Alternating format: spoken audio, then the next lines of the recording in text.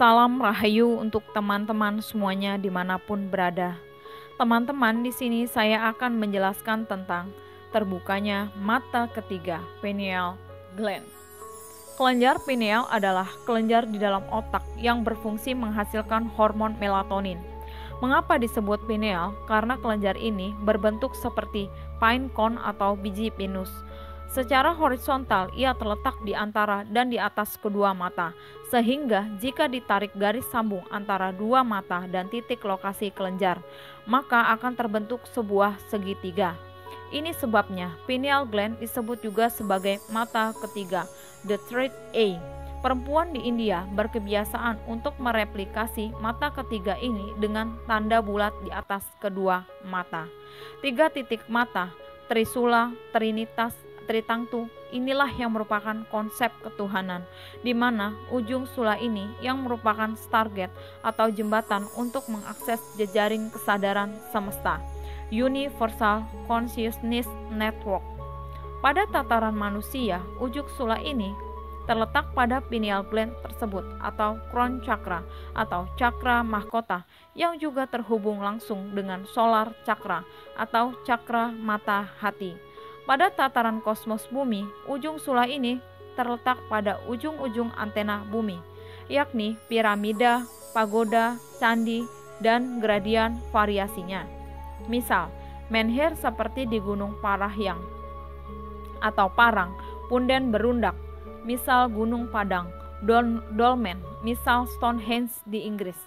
Ujung-ujung sula yang terletak pada cakra mahkota ini bisa diasosiasikan dengan antena wireless dari suatu klien, PC atau komputer personal yang mengakses jejaring jagat yang semuanya bermuara pada server dari semua sula atau semua mata, yakni matahari sebagai pusat kosmos dari galaksi di mana kita berada.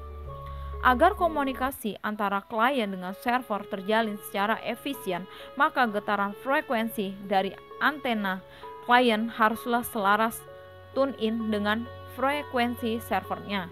Vibrasi frekuensi antena kita bisa diselaraskan dengan cara menyetel badan kita pada keadaan meditatif, misal meditasi, zikir, dan lain-lain, sesuai dengan keyakinan masing-masing yang dipusatkan pada cakra tertentu dari tubuh kita, yang mana setiap cakra memiliki karakteristik dan fungsi yang berbeda.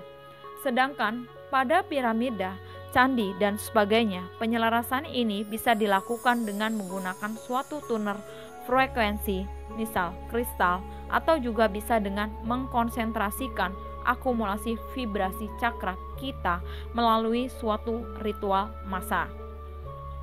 Pineal gland sebagai mata ketiga, disadari atau tidak, sudah banyak disimbolisasikan oleh manusia, misal dengan patung pine cone pada bangunan Vatikan di Roma, juga pada tongkat paus, juga pada banyak piktogram bangunan bersejarah.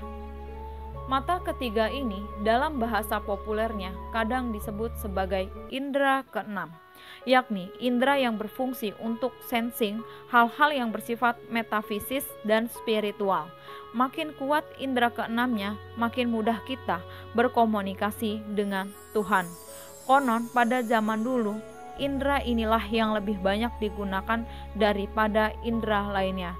Semakin lama semakin jarang digunakan, sehingga secara fisik pineal gland ini seiring evolusi semakin mengecil dan mengkerut atau rudimenter.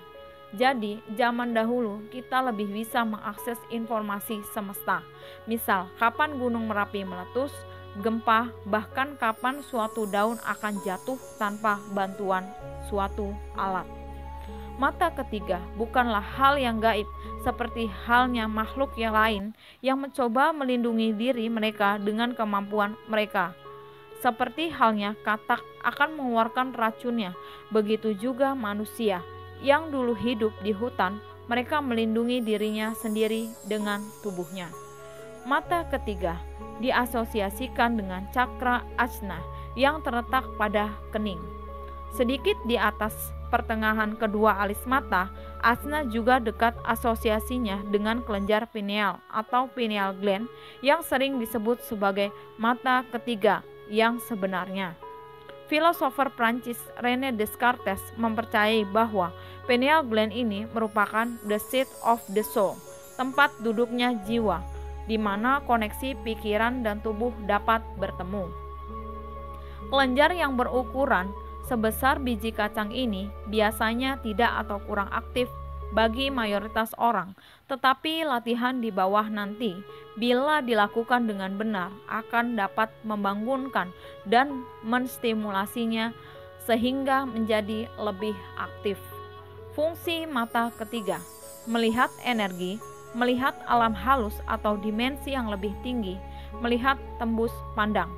Setelah terbuka, mata ketiga mulai mengalami pertumbuhan hingga mencapai sempurna. Kecepatan pertumbuhan itu sendiri pada masing-masing orang tidak sama. Banyak faktor yang mempengaruhinya. Pentingnya mata ketiga, yang dikenal juga sebagai mata kebijaksanaan, telah diketahui oleh para pencari kebenaran dan praktisi rohani selama berabad-abad. Namun baru-baru ini keberadaannya baru diakui oleh ilmu pengetahuan modern. Demikian juga keberadaan mata ketiga pada hewan-hewan tertentu telah dibuktikan di bidang zoologi. Banyak reptil dan burung memiliki mata ketiga yang berhubungan dengan kelenjar pineal. Mata ini tidak melihat dengan cara yang sama seperti mata fisik, tetapi mata ini dapat merasakan cahaya dan panas.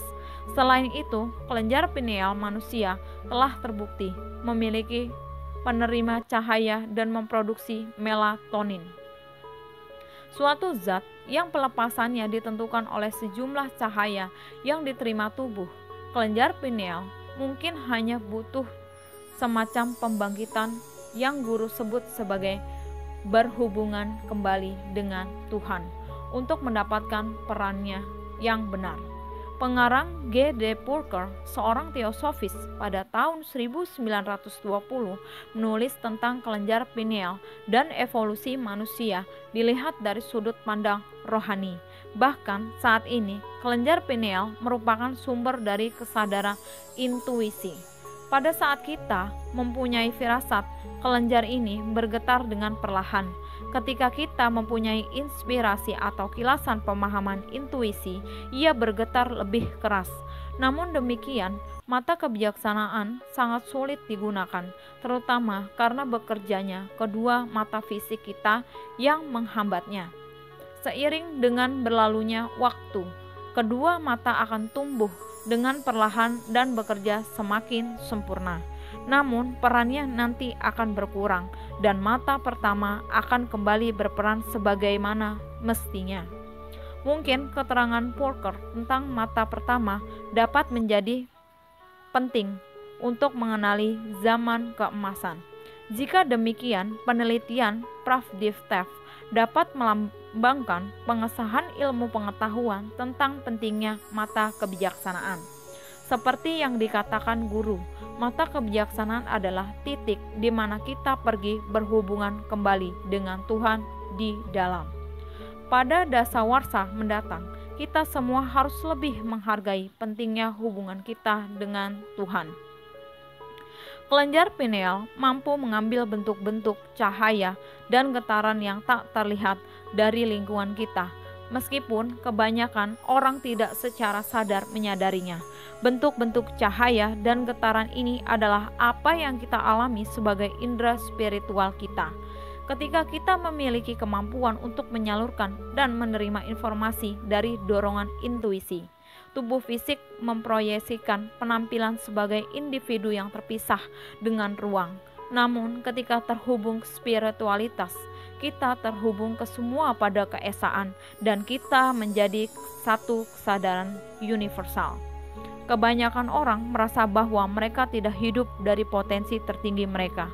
Bagi sebagian besar mengetahui ini adalah alam bawah sadar, yaitu sebagian dari kita tahu, tetapi secara sadar kita tidak terhubung dengan kenyataan ini. Dalam ajaran yoga, percaya bahwa cakra asna yang tersumbat mengarah ketidakpastian, kebingungan, kecemburuan, sinisme, dan pesimisme. Tetapi ketika mata ketiga terbuka, kita melihat kenyataan secara berbeda. Kita mengalami lebih banyak kejelasan, intuisi, empati, fokus, dan ketegasan.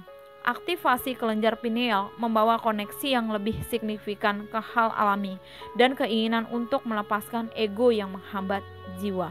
Bermimpi yang jelas akan proyeksi astral, imajinasi yang disempurnakan adalah topik yang berkaitan dengan aktivasi kelenjar pineal. Pineal menjadi pintu gerbang menuju hal spiritual yang lebih tinggi. Kelenjar pineal bertindak sebagai pengukur cahaya tubuh. Ia menerima informasi ringan dari mata dan kemudian mengirimkan pesan ke hormonal tubuh. Kelenjar kecil ini mentransmisikan informasi ke tubuh tentang panjang siang hari yang biasa disebut ritme sirkadian. Kelenjar pineal seperti titik tumpu antara dunia dalam dan dunia luar. Proses detoksifikasi pineal adalah tempat yang penting untuk memulai jika kita ingin mengeksploitasi kemampuan spiritual kita sepenuhnya dan mengembalikan kapasitas kita untuk penglihatan ganda, batin atau luar. Demikianlah penjelasan dari saya. Apabila ada kata-kata yang kurang berkenan, mohon dibukakan pintu maaf yang sebesar-besarnya. Salam Rahayu, matur sembah nuwun.